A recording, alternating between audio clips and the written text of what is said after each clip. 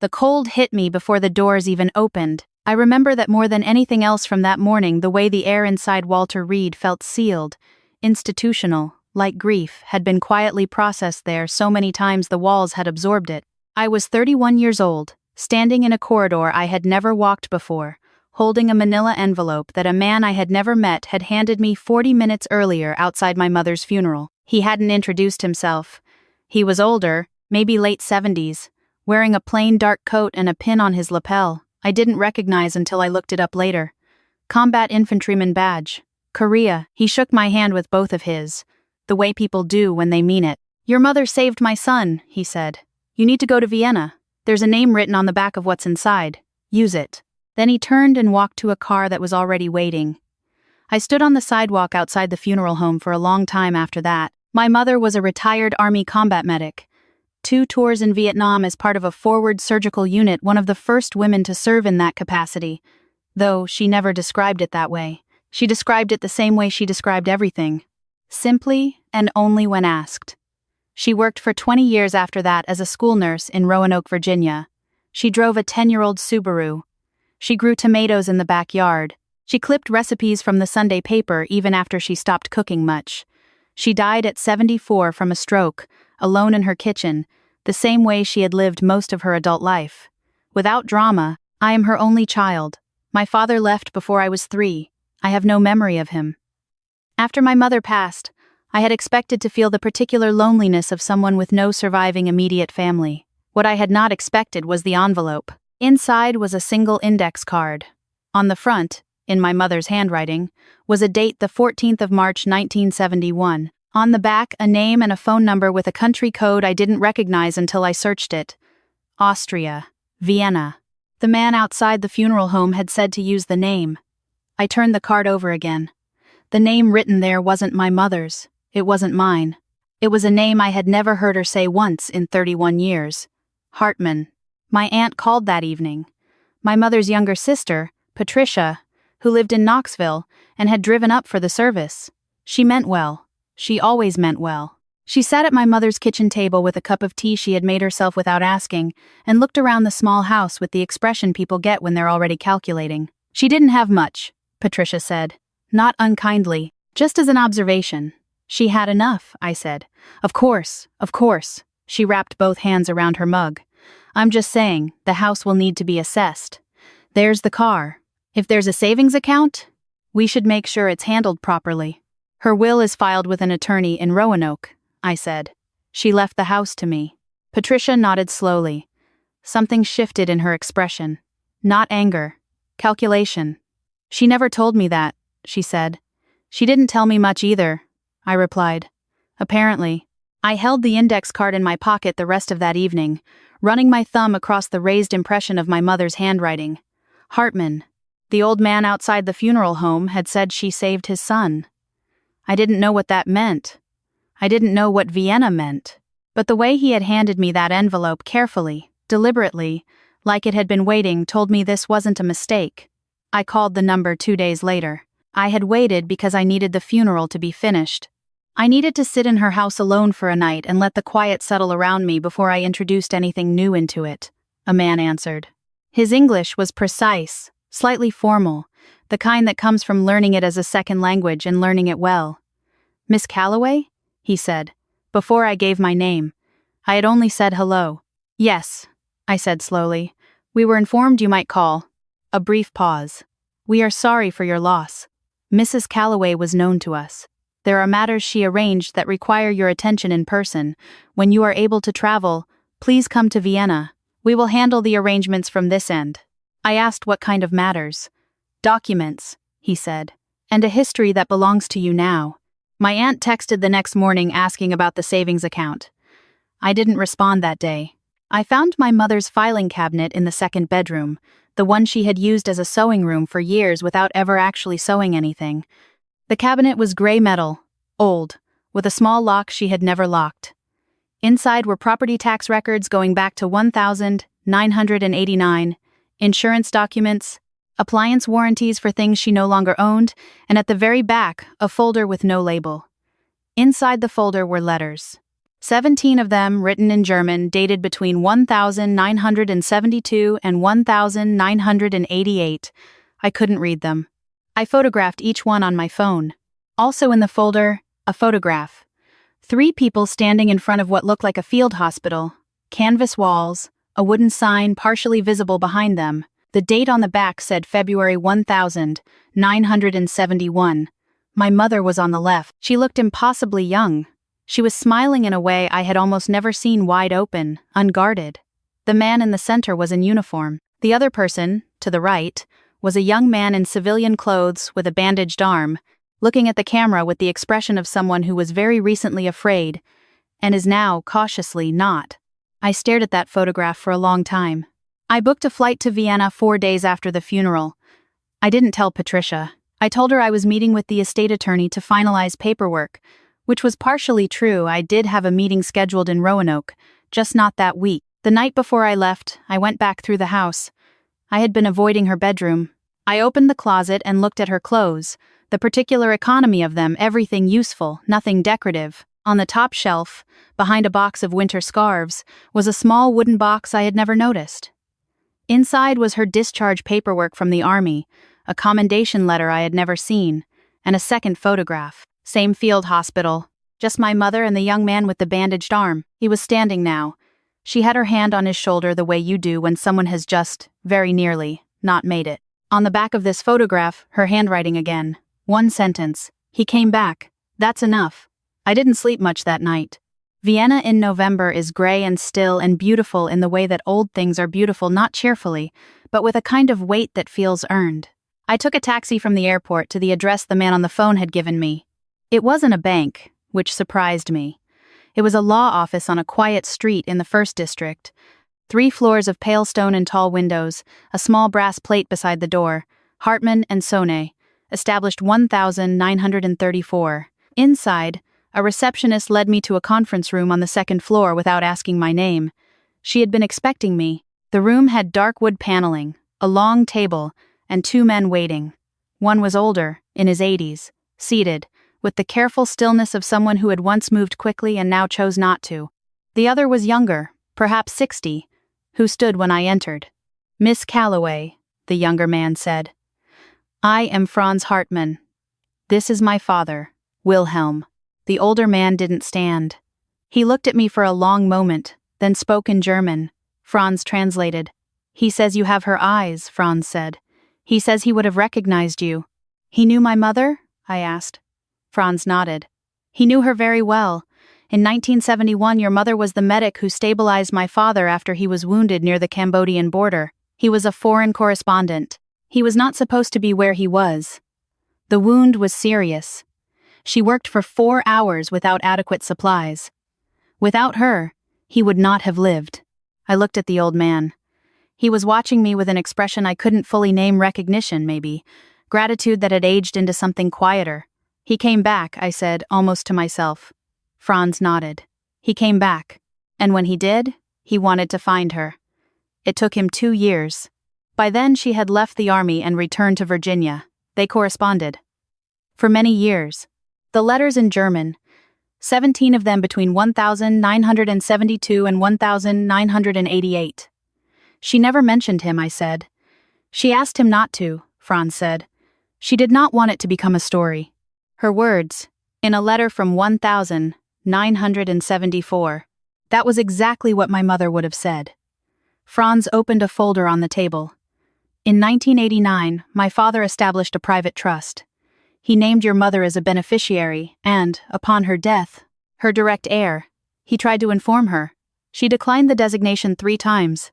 On the 4th request, in 1997, she agreed on the condition that she would never access the funds personally, that they would only transfer upon her death, and that no one in her family would be informed until that time. I sat very still. Why? I asked. Franz translated for his father. The old man answered at length. Franz listened, then looked at me. He says she told him that if she knew the money was there, she would spend the rest of her life feeling like she had been paid for something that was not meant to be paid for. She wanted to make sure it would only ever be a gift, not a transaction.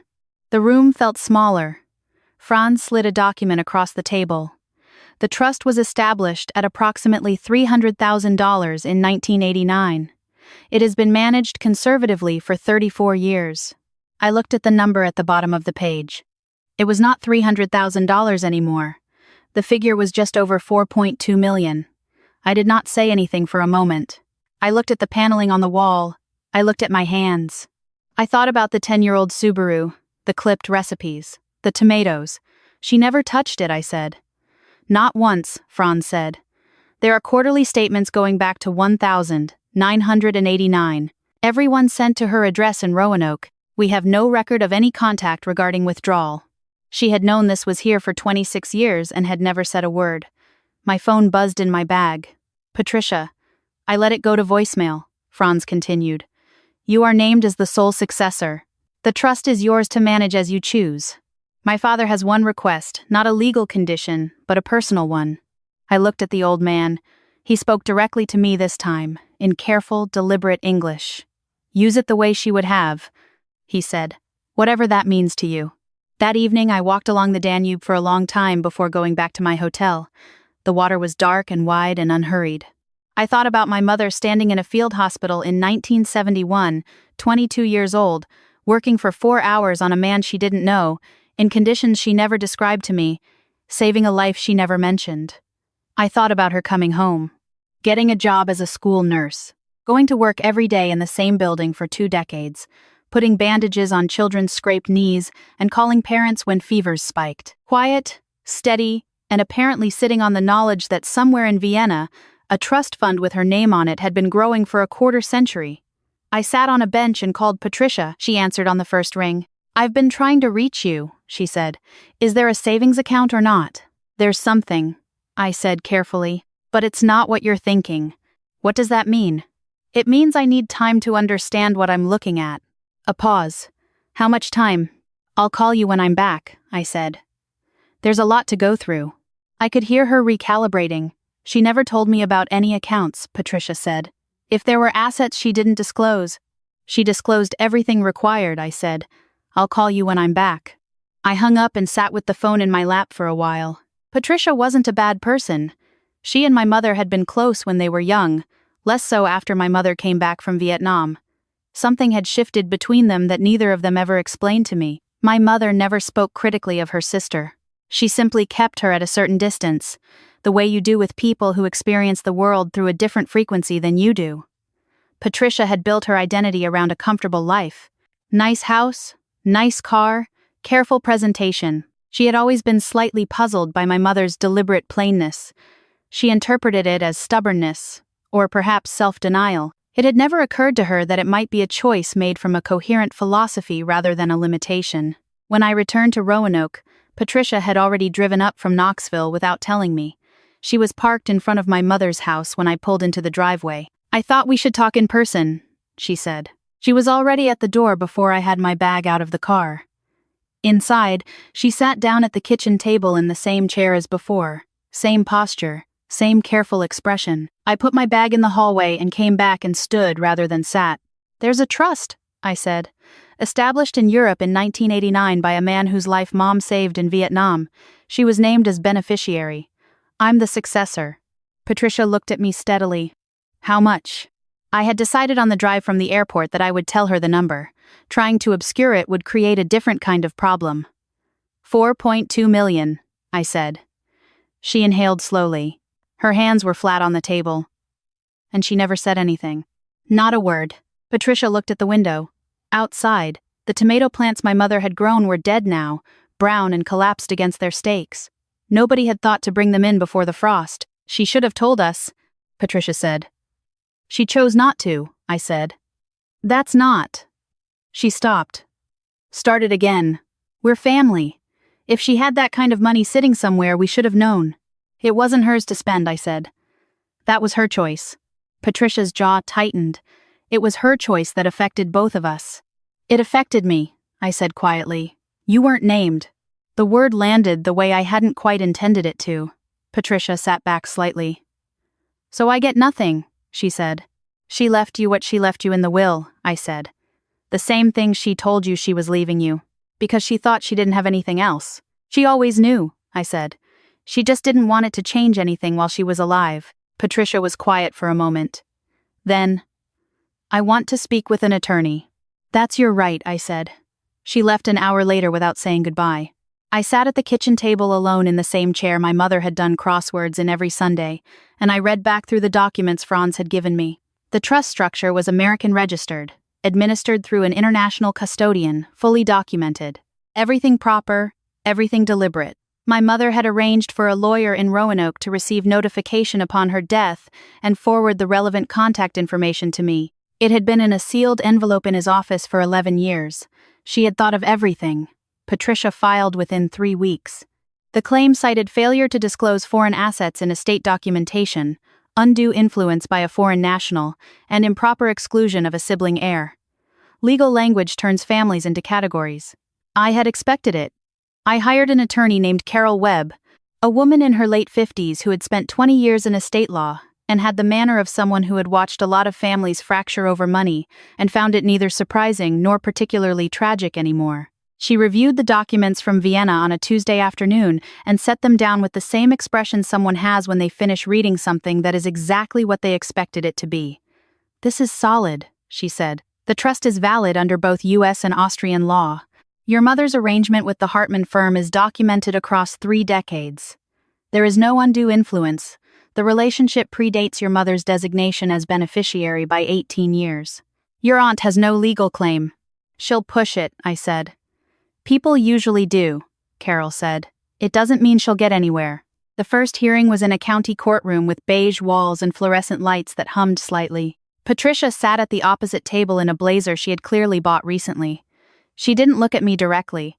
Her attorney was young, confident in the way that comes before enough losses. The judge reviewed the filing, asked several procedural questions, and requested additional documentation from the Hartman firm. Carol had anticipated this. The documentation was already prepared. Outside the courtroom, Patricia finally spoke to me directly. We stood in the hallway near a water fountain that wasn't working.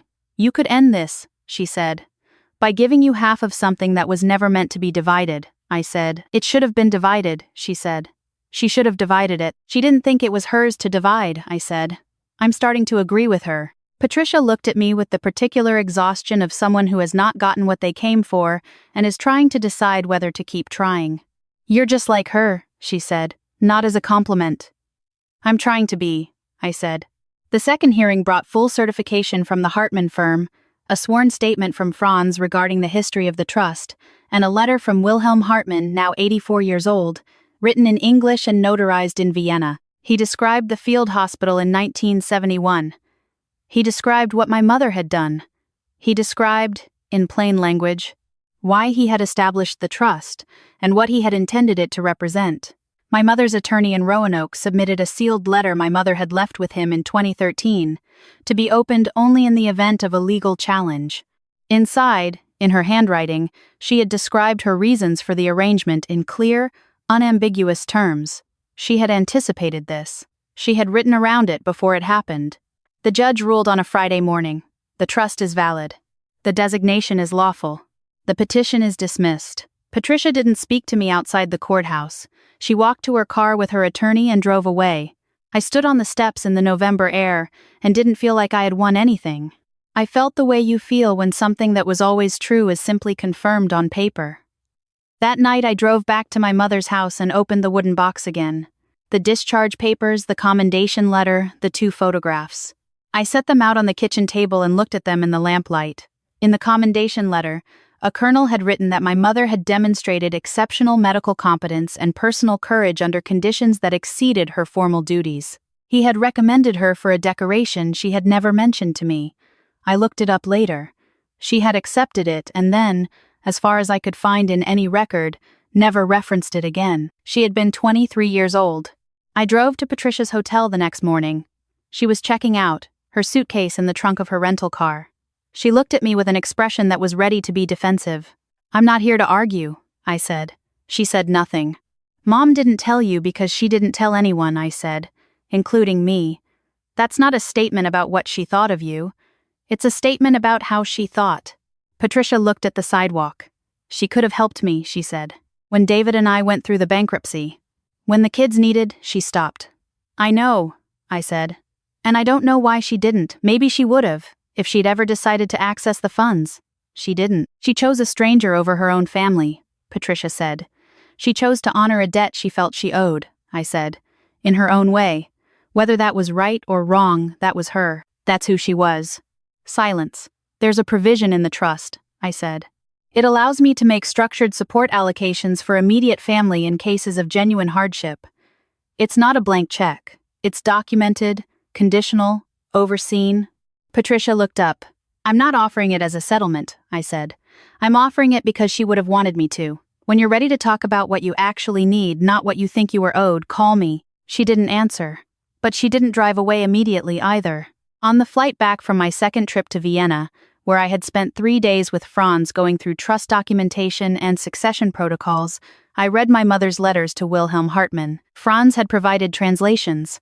They went back 30 years. She had written to him about small things, the garden, the students at the school where she worked, a particularly bad winter, a good book. She had written occasionally about larger things, loneliness, the particular strangeness of returning from a war nobody wanted to discuss, the way civilian life felt slightly unreal for years afterward. In a letter from 1979, she had written, I don't think about that day the way people think I should. I don't think of it as extraordinary. I was doing what I was trained to do. The extraordinary part was that it worked. That doesn't happen every time. In a letter from 1994, responding to something Wilhelm had written about the trust, don't tell my daughter. Not until there's a reason to. Money announced in advance just teaches people to wait. I want her to make her own life first. I had made my own life first. A small apartment in Richmond, a job in healthcare administration, a savings account I was careful with. Nothing dramatic, nothing showy. I had not known there was anything to wait for. I folded the translations and put them in my bag. 18 months after the court dismissed Patricia's claim, she called me. It was a Sunday evening, the kind of call that takes a while to begin because the person on the other end has been deciding whether to make it for a long time. I've been in counseling, she said. Financial and otherwise. Okay, I said. I didn't handle any of it well, she said. The lawsuit, what I said to you. I was convinced I'd been wronged. I spent a lot of energy on that. I know, I said. I'm not calling to ask for anything, she said quickly. I found some of Mom's old letters. From when we were kids, before Vietnam. A pause. She was different then. Or maybe I just remembered her differently. Tell me, I said. She did. We talked for an hour, about my mother before I knew her, young and sharp-tongued and funny apparently, in a way that had gotten quieter after she came home. About the distance between them that neither of them had ever properly addressed. About the way grief does strange things to family accounting. When we hung up, I sat in my mother's kitchen, my kitchen now, though it still felt like hers, and looked out at the backyard where nothing was growing yet. It was March. The tomatoes would need to go in by May.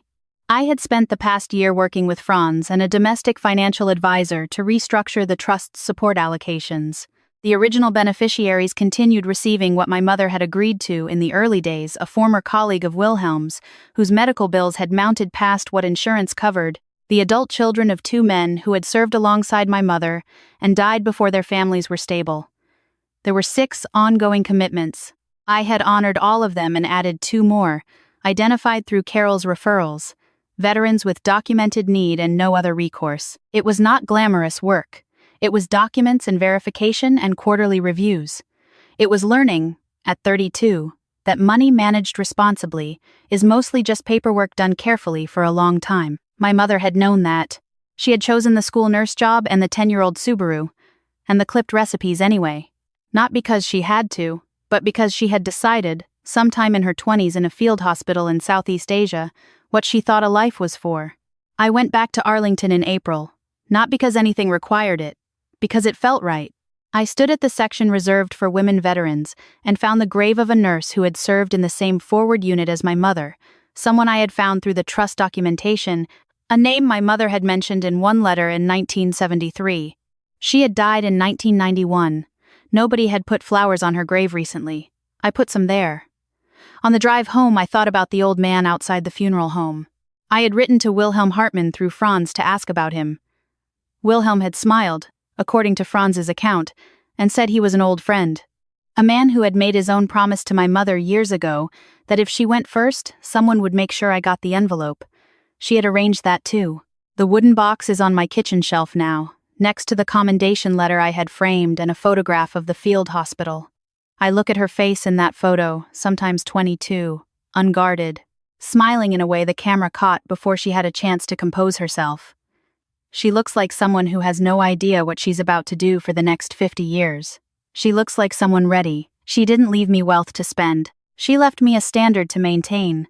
There's a difference, and it took me a while to understand it. Patricia called again in June. She was ready to talk about the family provision. We met for lunch in Charlottesville, halfway between us. She ordered coffee. I ordered coffee. We talked for 3 hours about what she actually needed, not what she had thought she was owed. It was a longer, harder, more honest conversation than any we'd had at a kitchen table with lawyers involved. She didn't get a lump sum.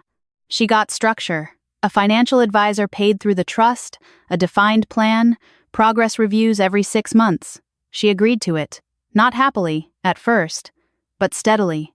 My mother had not cut her out. She had just arranged things so that whatever came to Patricia would have to come with accountability attached. She had seen that far ahead. She had known that money handed without structure to someone who struggled with money was not kindness. It was postponement. I keep coming back to that. The precision of her thinking. The patience of it. 26 years of quarterly statements she never opened. A letter sealed in a lawyer's office for 11 years. An old man at a funeral with an envelope he had been asked to deliver. She had built all of it without saying a word. Without needing anyone to know. Without needing it to be a story. I understand that now more than I did at 31. I understand it the way you understand things that were true before you knew them slowly, and then all at once. She was a combat medic. She worked on a man she'd never met for 4 hours in inadequate conditions and saved his life and came home and didn't mention it. She was a school nurse for 20 years and came home and didn't mention that either. She grew tomatoes and clipped recipes and died quietly in her kitchen with a sealed envelope in a lawyer's office and a wooden box on a shelf and a photograph of a field hospital and a handwritten note that said only what she needed. Add it to say, he came back. That's enough. She spent her whole life demonstrating that it is enough to do the right thing without announcing it. That steadiness is not the same as smallness. That silence can be the loudest kind of discipline. I'm still learning that. I think I'll be learning it for a long time.